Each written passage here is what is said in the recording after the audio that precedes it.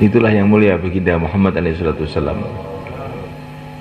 Gunung-gunung mau dijadikan emas, yang nawari Allah nggak mau.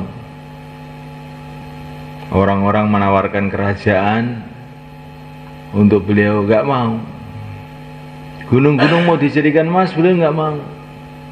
Padahal yang nawari Allah ini berarti halal 1000%, bukan hanya 100%, 1000%. Yang nawari yang punya, nggak usah cari, nggak usah kerja. Dan bahkan Allah berfirman melalui malaikat Israfil kepada yang mulia baginda Nabi SAW, dan setelah gunung itu jadi emas, kamu pergi kemana saja, gunung tidak akan ikut kamu. Jadi nggak repot-repot ngambil, nggak repot-repot mikul. Ya Rasulullah nggak mau. Allah kasih kefahaman kepada nabinya, enggak, saya lebih senang sehari lapar sehingga bisa merengek-rengek kepada engkau ya Allah, sehari kenyang bisa syukur pada engkau.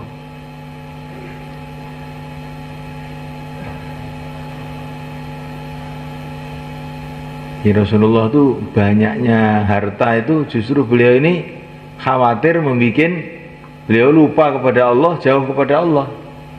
Lebih senang sudah harta itu pokoknya cukup makan aja. Allahumma ja'al rizqa ali Muhammadin quta, cukup makan saja. Sehingga kalau lapar merengek-rengek kepada Allah, dapat pahala, tambah dekat pada Allah. Kalau kenyang syukur pada Allah, tambah dekat pada Allah. Pokoknya maunya itu dengan Allah saja. Ini diantara tanda hidayah.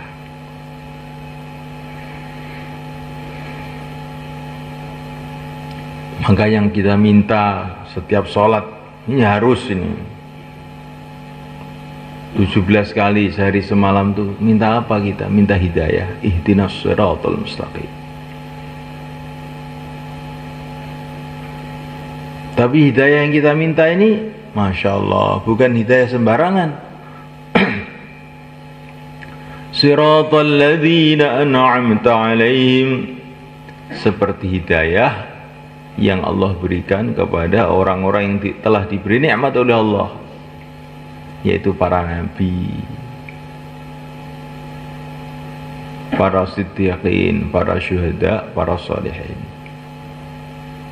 Minan nabiyyin was-siddiqin wasyuhada'i was-salihin. Yang kita minta itu bukan hidayah biasa, hidayah yang Allah berikan kepada para nabi. Para nabi itu bagaimana toh? Dapat hidayah, terus jadi asbab hidayah untuk orang lain. Nah ini yang kita minta terus. Ini bukan hanya hidayah sendiri aja. Hidayah, setelah dapat hidayah, sebab dia orang-orang lain dapat hidayah. Nah ini hidayah yang Allah berikan kepada para nabi. Nah itu yang kita minta. Dan oleh karena itulah kita sholat itu ngadep kiblat Ka'bah, karena Ka'bah itu tempatnya para nabi. Supaya kita ini ingat, ini dulu para nabi itu semua pernah datang ke Ka'bah. Nah kita suruh ngadep ke Ka'bah supaya ingat para nabi itu. Assalamualaikum. Angkat kepala ya. Tandanya hidayah itu kalau bayan nggak ngantuk, itu tandanya hidayah ya nggak? Tandanya itu. Karena kalau orang bicara hal penting terus ngantuk, ini bahaya ini. Kalau sopir ngantuk gimana? Masuk jurang dan penumpang-penumpangnya. Begitu juga kalau kita ini nyopir diri kita ini, nyopir umat nih kok ngantukan, wah ini bisa-bisa masuk jurang ini ya. Jangan ngantuk ya, insyaallah. Ini ada jamaah-jamaah haji mau keluar 3 hari ini. Dan oleh karena itulah kita diperintahkan pergi ke Mekah, ke Madinah, itu di antara hikmahnya itu. Supaya kita ini dekat dengan para nabi itu. Karena di sanalah tempatnya para nabi. Jangan kita ini merasa jauh dengan para nabi itu. Tiap sholat ngadep Ka'bah. Di samping itu kita ini juga harus sadar bahwa kita ini semua adalah anak cucu seorang nabi, Nabi Adam alaihissalam. Dan juga anak cucu Nabi Nuh alaihissalam. Wa ja'alna dzurriyyatahu humul baqin. Yang masih sisa di dunia ini, yang masih hidup di dunia ini, itu hanya keturunan Nabi Nuh saja. Jadi kita ini semua keturunan Nabi Nuh. Maka dikatakan Nabi Nuh itu Adam kedua. Karena selain keturunan Nabi Nuh itu sudah punah semua. Hanya keturunan Nabi Nuh saja.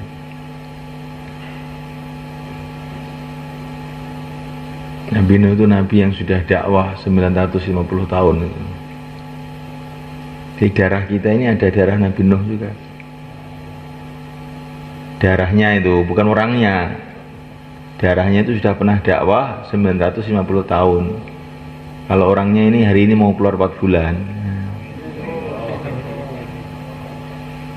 Nah kalau darahnya dakwah, orangnya tidak dakwah gimana? Akhirnya darah tinggi Pak. Loro-loronan terus. Lah darahnya dakwah, orangnya nggak dakwah, kan nggak cocok jadinya itu.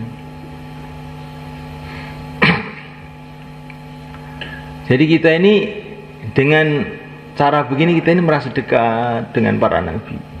Dengan sholat jadi dekat dengan para nabi. Sehingga kita ini yang kita minta kepada Allah dalam waktu sholat itu supaya kita bisa berjalan di jalannya para nabi. Bukan jalan ala Temboro, ala Surabaya, ala Jakarta, ala Indonesia. Enggak. Jalan ala para nabi. Dapat hidayah dan jadi sebab hidayah untuk orang lain. Hadirin yang muliakan, ciri khas kehidupan orang-orang ahlul hidayah, para nabi yang menjadi asbab hidayah itu ciri khasnya. Di antaranya ciri khasnya yang paling penting ini yakinnya hanya pada Allah. Yang diandalkan itu hanya Allah saja.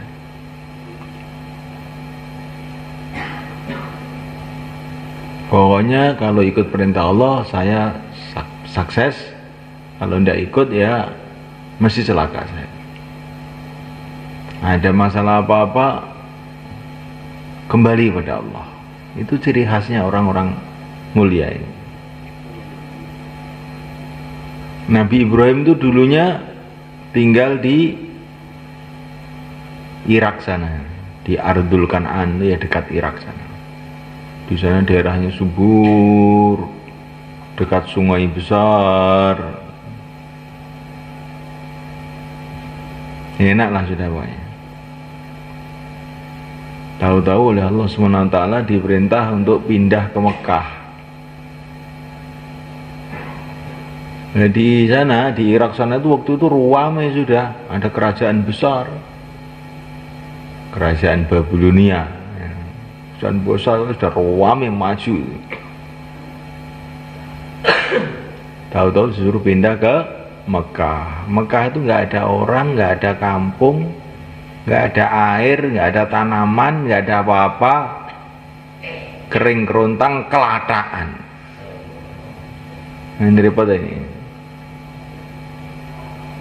Kalau mau dakwah yang didakwahi siapa, nggak ada orang. Kalau makan yang dimakan apa, air aja nggak ada. Gimana itu? Kalau orang Temboro itu pergi ke Sumatera cari lahan sawit. Karena di Temboro tanahnya sedikit, ke sana cari tanah yang luas. Kalau Nabi Ibrahim itu di lahan sawit kok, lahan sawit di tempat subur gitu. malah disuruh pindah ke tempat yang tandus, nggak ada tanaman, nggak ada air, nggak ada orang lagi. Itulah di Mekah.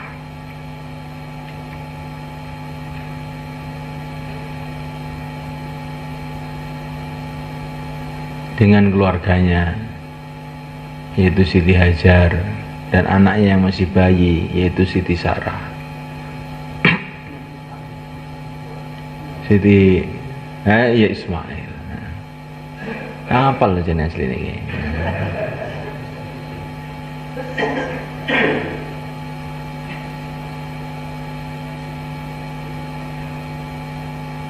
Ini Nabi Ibrahim itu ingin memberikan contoh pada kita. Pokoknya kalau sudah perintah Allah itu nggak usah ditawar-tawar. Walaupun nggak masuk akal, walaupun berat, berangkat. Akhirnya tanah yang kering keluar air, namanya air Zam-Zam. Akhirnya tanah yang sepi, nggak ada orang, itu seluruh dunia datang ke sana. Dari Indonesia saja 200.000 tiap tahun lebih. Nah, kalau mau haji itu antri 10 tahun. Dulunya orang nggak ada sana. Yang tadinya nggak ada makanan seluruh dunia datang. Nabi Ibrahim itu doa kepada Allah supaya Allah datangkan buah-buahan ke Mekah. Tapi Nabi Ibrahim tidak doa supaya Mekah jadi lahan pertanian, tidak. Minta buah-buahan datang ke Mekah. Ini doanya itu pandai itu Nabi Ibrahim itu. Ini kalau Mekah jadi lahan pertanian, nggak jadi sholat, ini hanya ngurus pertanian aja. Ini Nabi Ibrahim itu pintar, ya Allah jadikan buah-buahan itu datang ke Mekah. Maka di Mekah itu duriannya ada, apel ada, manggis juga ada, timun ada, tapi kebunnya nggak ada. Kalau di Temboro banyak kebunnya, tapi buahnya dijual. Nggak makan orangnya itu.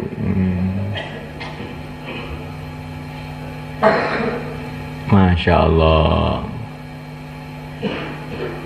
Maka Allah Subhanahu wa ta'ala memberikan contoh Nabi Ibrahim ketika taat kepada Allah. Nah, yang sulit-sulit akhirnya jadi kemudahan-kemudahan. Nah, kita ini mau belajar seperti Nabi Ibrahim itu loh. Amal agama itu walaupun kayak apa sulitnya, kita tabah, kita sabar. Nanti lama-lama itu kesulitan-kesulitan jadi kemudahan. Sebagaimana janji Allah, "Wa may yattaqillah yaj'al lahu makhraja wa yarzuqhu min haitsu la yahtasib." Barang siapa takwa kepada Allah, maksudnya amal agama sungguh-sungguh, maka Allah akan memberikan dia jalan keluar dari seluruh kesulitannya. Apapun kesulitannya ada jalan keluar. Dan Allah akan memberikan kepada dia rizki tanpa disangka-sangka. Ini diantara contohnya itu Nabi Ibrahim. Nah, kita mudzakarah lagi. Nah, mudzakarah lagi 3344. Jangan ada yang diam, Mbak. Semua bunyi. Gantian. Ini tetap masuk mensyukuri mulut itu bicara agama nih. Ini diantara cara untuk ngerubah hati itu ngomong. Diantara cara ngerubah hati itu ngomongin baik, ngomong baik. Jangan dengar tok, harus ngomong. Latihan ini. Kalau hatinya ingin baik, mulutnya ngomong yang baik. Biasakan ngomong sama mereka-nya. Jangan diam saja. Wis sudah ngerti ini nyawa tak omong barang ini. Nek ngono kuwi kok akhire gak nek wong adzan niku. Gak nek wong maca Fatihah kudu omong, ya gak nek wong ngaji. Wis sudah ngerti ini ya Akhirnya udah meneng nggak bisa di watu sesuai mungkin. Jadi ngomong itu penting. Di antara ciri khasnya manusia itu bisa ngomong. Kalau kambing nggak bisa. Jadi kalau orang nggak mau ngomong kebaikan itu, bagaimana itu? Nah, di antara ciri khasnya manusia itu bisa ngomong. Al-insan hayawanun natiq katanya dalam kitab-kitab itu. Manusia itu dari segi zahir itu kayak binatang juga, darahnya, ada tulangnya, ada hidungnya, ada mulutnya. Tapi keistimewanya itu bisa ngomong. Kalau binatang nggak bisa ngomong, diam aja. Ngomong cuma gitu. Jadi jangan kita ini ditipu sama orang. Sama-sama ngertinya, jangan ngomong saja. Memang keistimewaan manusia itu bisa ngomong. Tapi ngomong yang baik ya. Nabi mengatakan kalau kita ini ngomong akan merubah, omongan itu akan merubah hati kita. Kurang lebihnya begitu maknanya. Ini ciri khasnya hatinya para nabi. Yakin pada Allah, dan itu ciri khas hati. Sekarang ciri khas amalannya. Ciri khas amalannya itu apa para nabi itu? Disimpulkan oleh para ulama, ciri khasnya itu 4. Hari-hari dakwah. Hari-hari itu suka ngajak orang dan mengingatkan orang untuk ingat pada Allah, taat pada Allah. Itu namanya dakwah. Mengingatkan orang hari-hari bahwa mereka itu akan ke akhirat dan ngajak orang untuk persiapan akhirat. Itu namanya dakwah. Di dakwah itu ringkasnya ada 3 kata para ulama. Ngajak orang untuk ingat sama Allah, ngajak orang untuk ingat kepada amal, ngajak orang ingat akhirat. Itu namanya dakwah. Nggak usah repot-repot dakwah itu. Nggak harus ceramah yang ngalor ngidul, yang besar-besar, yang pandai-pandai. Enggak, pokoknya kamu mengingatkan orang kepada Allah, itu dakwah. Kamu itu hamba Allah, sudah dakwah. Di bumi Allah sudah dakwah. Di bawah langit Allah sudah dakwah. Yang kamu makan itu rezeki dari Allah sudah dakwah. Yang kamu harap, yang kamu hirup itu angin dari Allah, dakwah. Kamu itu hamba Allah, nggak akan selamat kalau nggak taat sama Allah. Sudah dah. Mudah apa enggak? Dakwah. Mudah. Dunia ini milik Allah, kalau kamu nggak taat sama Allah, nggak selamat. Sudah, nggak selamat. Mesti akan ketulo-tulo, sengsara, cilaka. Tapi dunia ini tempat ujian. Cilokonya itu tidak langsung.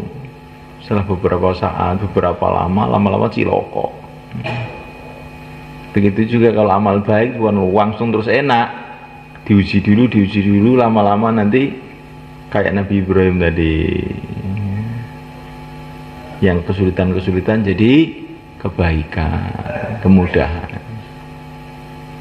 Dakwah itu apa? Mengingatkan orang pada Allah, mengingatkan orang pada amal, mengingatkan orang pada negeri akhirat. Jadi ciri khas para nabi itu, pokoknya dakwah aja kemana-mana itu, ngajak orang terus. Jadi kalau kamu ketemu orang kok nggak kamu ajak, ingat pada Allah, ingat akhirat, ingat amal, berarti kamu nggak ikut nabi itu. Ketemu orang, assalamualaikum, bagaimana sawahnya, gitu tok. Ini tidak ikut nabi itu.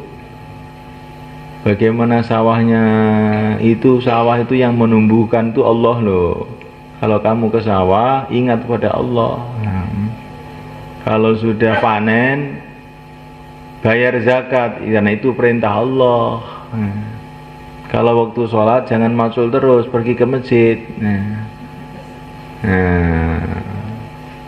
Wong itu sawahnya Allah, bukan sawah kamu. Yang oleh yang punya sawah suruh ke masjid kok nggak mau ke masjid, macul terus. Sawah siapa kamu pacul itu? Insyaallah mulai kan? Mudah atau dakwah itu? Mudah.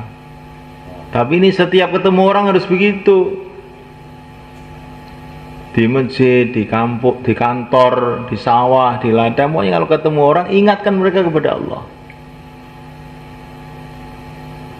Pokoknya apa saja yang membuat orang itu ingat pada Allah, kita buat. Rasulullah ketemu Sayyidina Utsman waktu menjenguk orang sakit. Maka Rasulullah mengatakan, La ilaha illallah. Langsung Sayyidina Utsman masuk Islam. Jadi kalau nggak bisa ngomong apa-apa ya ketemu orang, La ilaha illallah.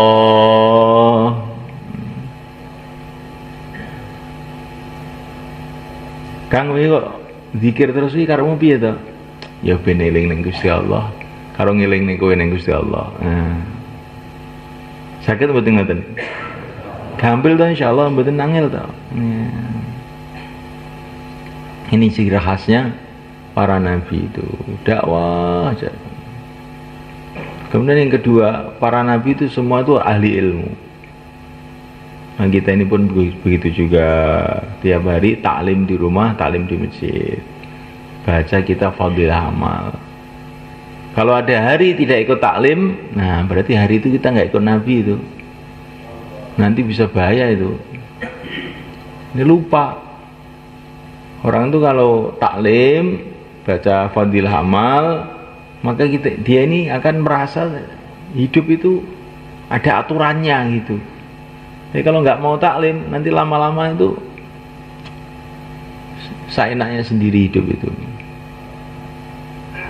Saya maunya sendiri. Apa yang senang dijalankan, yang nggak senang nggak dijalankan. Jadi kayak binatang. Binatang itu masuk sawah, melihat hijau-hijau, langsung dimakan, wud, nggak dipikir itu ini punya siapa, yang nanam siapa. Nanti setelah saya makan dipukuli orang apa enggak mikir, sudah wud. Kalau sudah orang datang bawa tongkat, puwon-puwon, wih, oh agak kerosok. Karena itu binatang nggak mau taklim, jadinya begitu. Akhirnya ikut nafsunya. Orang kalau nggak mau taklim ikut nafsunya jadi.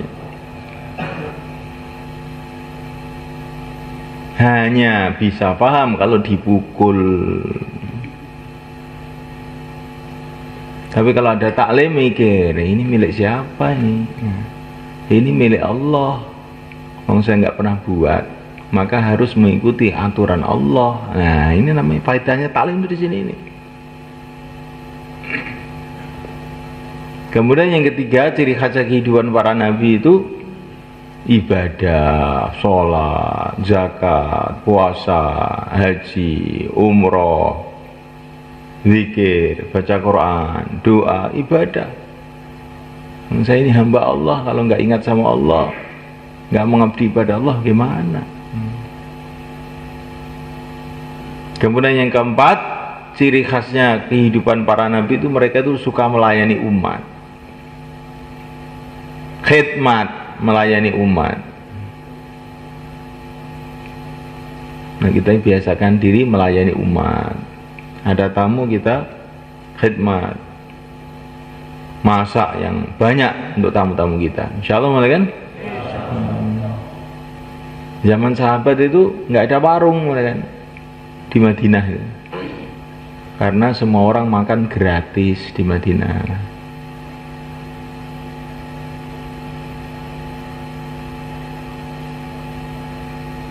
Kita usaha, bukan nih, wah ini malam markas nih, saya mau bikin warung di markas ini. Loh, gimana itu? Mestinya itu makan gratis kok malah bikin warung. Ya sudah terlanjur Pak, ya terlanjur, yang separuh khidmat, yang separuh dijual. Gimana? Separuh nggak kuat 10%. Seluruh saya nggak kuat ya 5%, tapi jangan dimelap sendiri. Ya. Kalau punya uang tuh jangan dilap sendiri, itu tidak ikut para nabi itu. Ini kan tidak wajib zakat, ini bukan masalah zakat ini. wa fi amwalihim haqqul lisaili wal mahrum. Jadi sebagian harta kita ini harus untuk umat. Selain zakat lah ini, zakat lain lagi, zakat itu wajib aja nih. Insyaallah mulai kan? Nah. Jadi hatinya selalu bergantung pada Allah, hidupnya 4 amal. Insyaallah kita niat mulai kan? Hari-hari dakwah, hari-hari taklim, hari-hari ibadah, hari-hari khidmat. Untuk itu perlu kita latihan. Nah, taskil berarti ini. Latihannya 4 bulan. Yang niat 4 bulan, minimal 40 hari, berdiri ke selatan. Monggo. Sing badhe mental sekan wulan, sekan dosa dinten. Ini jamaah haji ini mau keluar berapa hari itu? Niatnya 3 hari, tapi kalau seminggu juga boleh. Jamaah-jamaah tambah masa, sisa masa semua. Insyaallah saya niat Bang saat ini salat isyraq, wiritan, sak cukupe terus mengke musyawarah. Subhanallah. Wiritan, sak cukupe terus mengke musyawarah. Subhanallah.